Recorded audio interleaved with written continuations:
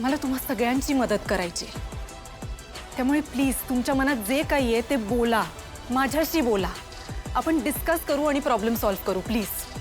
Kaushiki madam, तुमच्याविषयी आमच्या मनात तसं काहीच नाही आहे, पण आम्हाला आता कोणालाच इथे काम करायची इच्छा नाही आहे. नाही, तुमच्या रेझिग्नेशनवरनं मला कळतंय, पण का?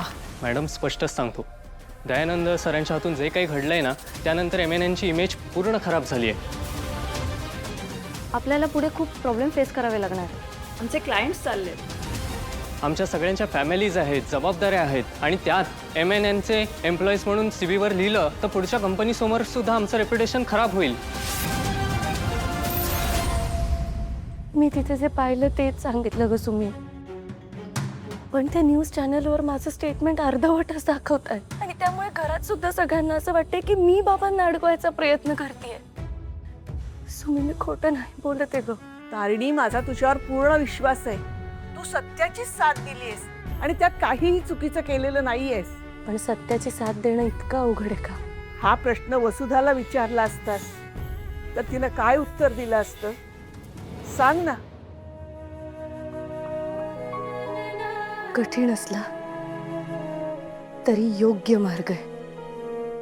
हे बघा, तुम्हा सगळ्यांचे मुद्दे मला कळतात, पण मार्केटमध्ये जी न्यूज पसरली आहे ती खोटी आहे.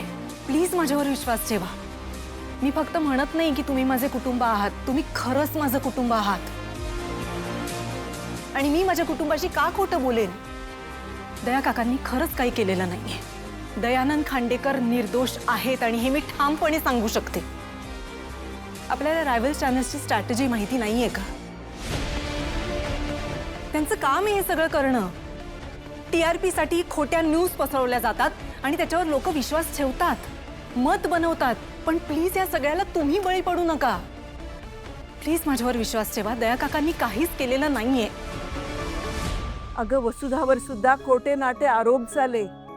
घरातल्यांच्याकडून, बाहेरच्यांच्याकडून वाटेल ते तिला ऐकावं लागलं. पण ती अशी रडत नाही बसली, खंबीरपणे उभी राहिली, लढली. तुझ्या बाबांनी सुद्धा तिच्या लढाईत तिची साथ सोडली, पण तिने हार पत्करली नाही, खंबीरपणे उभी राहिली. काय अगं, तुला तर तुझ्या नवऱ्याची साथ आहे ना, आणि जेव्हा आपल्या जोडीदाराची साथ असते ना तेव्हा आपली ताकद द्विगुणित होते. कुठल्याही दबावाला बळी पडू नकोस आणि ही लढाई पण अर्ध्यात सोडू नकोस. थँक्यू सुमी. तू काहीही चुकीचं करत नाहीयेस. अगं, मी आहे तुझ्या पाठीशी. अरे खरंच खूप बरं वाटतंय तुझ्याशी बोलत.